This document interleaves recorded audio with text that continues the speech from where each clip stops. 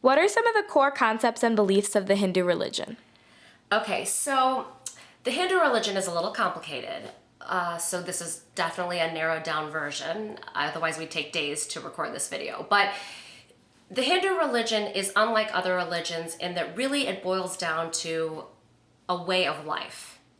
There is no just strict dogma, strict principle theology, but it incorporates societal influences and cultural norms and philosophies, as well as some dogma and some theology.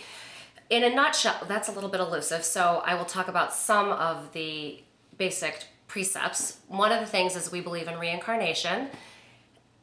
We don't believe that there is a physical hell and a physical heaven. Rather, life on earth is heaven and hell, and people have to live lifetimes and go through heaven and hell to figure out how to reach a better place. We follow a way of life, a way of goodness, a path of righteousness, if you will, to reach what we call the ultimate state of bliss or nirvana, where we no longer have to repeat lives or reincarnation because we've learned everything that we need to learn in lifetimes on earth, and then we become one with God. So there is one universal supreme being who is all-knowing but unknowable. So it's not like in Christian religions where there's a separate God who created the earth and it's a separate being that supposedly man reflects how that being looks. It's more this ultimate supreme being is one with the universe. And to the extent that it is divine and it is in everyone, we are divine, and we are supposed to try to follow this path of righteousness until we become one with that divine supreme being. So we do believe in reincarnation because we have lifetimes to sort of work it out and figure things out until we get there. We also believe that you create good and bad karma for yourself based on choices that you make. So your life is predetermined, but along that path you can make choices, and based on good choices you create good karma and you're closer to nirvana.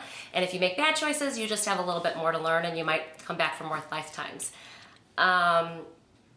We also believe that there's just really one God, so that God is normally referred to as Brahma. Who are a few of some of the other main gods? Okay, so a big misconception about Hinduism is that we are a polytheistic religion, that we are we think that there are many, many gods.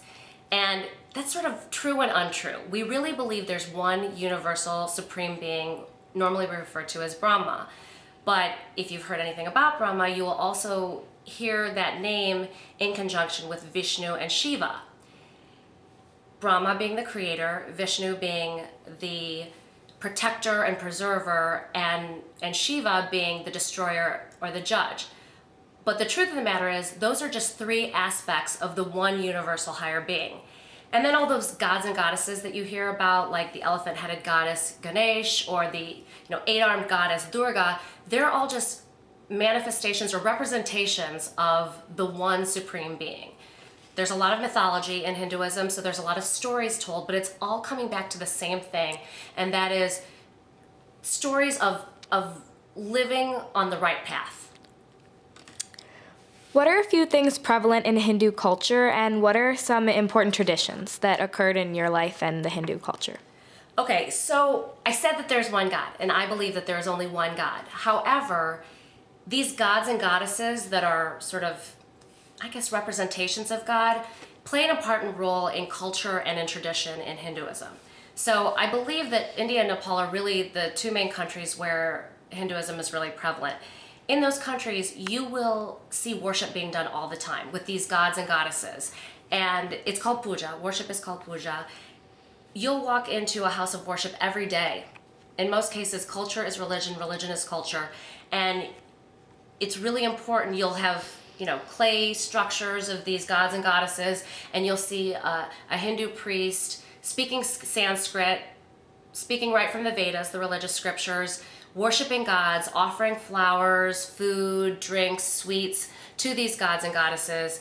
And that has become a really important part of the culture. But it's like a party. It's as much cultural as it is religion.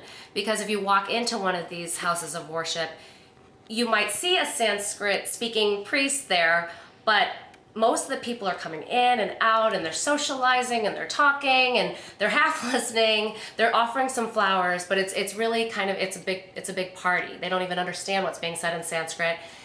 They're just there to pay homage. But that is a big part of the tradition and culture. How has the Hindu religion particularly affected your life? So, like I said, it's really a way of life. You know, it's funny because there are a couple of big holidays that I celebrate. One of them is called Durga Puja. Every year, we eat vegetarian food for a few days. We celebrate good winning out over evil. We buy new presents for everybody. We wear new clothes. We make good meals. It's a really fun time of the year. The thing is that when you read the story of Durga, the story was there were these demons and they were taking over the earth, and the gods tried to stop them, and they won, and they vanquished these gods from the heavens. And then when these gods went to Vishnu blew a lot of hot air and created this other female form in goddess Durga. And all the other gods that were sitting around listening also gave all of their weapons that are germane to them to goddess Durga. And so she had 8 arms to hold all these weapons, and she ended up beating the demons and winning out. Well, all that story is good winning out over evil. Or like Diwali, which is the festival of lights, it's light over darkness, it's knowledge over ignorance, and all of it is just a moral story. So for me, I just try to follow a good path. I don't care if I know every story. I personally don't like to go to puja that much. It doesn't mean much to me. I'd rather read about it, I'd rather study about it, I'd rather pray, I'd rather do good deeds. And so for me, it's just made me be more in touch with the better side of me and trying to reach a higher state, and so that ultimately I will reach bliss. So just to wrap it up, what is one main takeaway you think that all people need to know about Hinduism just as a whole?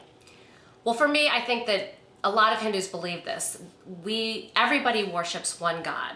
There is one God, and everybody worships God in a different way. We may do it by giving flowers or offerings to an 8-armed goddess, and Christian people may go to church on Sundays. But really, I believe that religions have evolved through socialization, and everybody is telling the same story telling the same moral through a different story.